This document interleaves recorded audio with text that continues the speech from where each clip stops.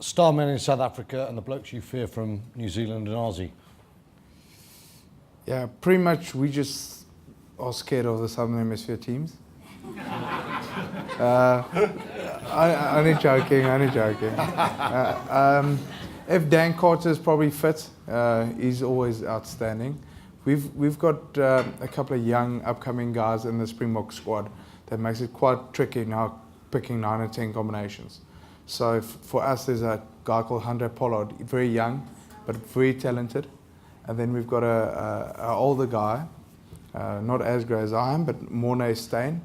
He's the steady head. So I think Heineke's outlook is actually to combine both of them. So I thought you were going to say Pat Lambie. You're still thinking Mornay Steyn? Heineke loves, it's quite controversial, but he quite loves, well, it's not his love child, but honestly, from the Bulls when he was the coach, yeah, when things go tough and yes, and when it goes tough and very hard, he always goes back to Mornay Steyn, the guy, and then Fourie de Priya as well. If Fourie is fit, he'll always pick him. And interesting, not that I'm Shane is more the expert on halfback combinations, but for me, Quade Cooper, if he's fit and he's played a bit, he is dangerous. He can win a game out of nothing. Slotty, your Southern Hemisphere's men to watch.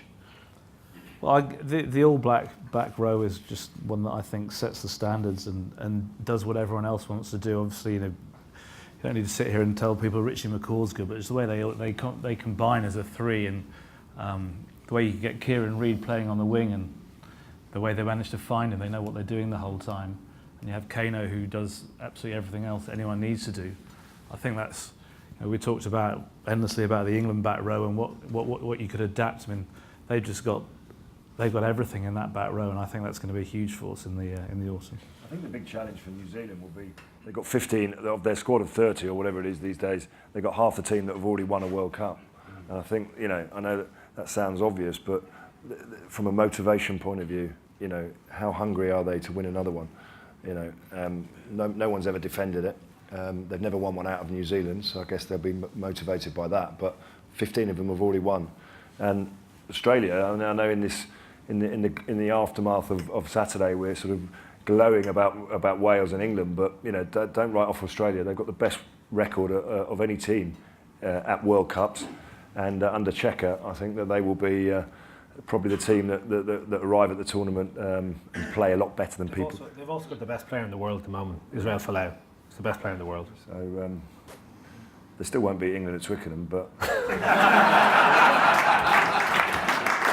they'll probably beat Wales because they always do.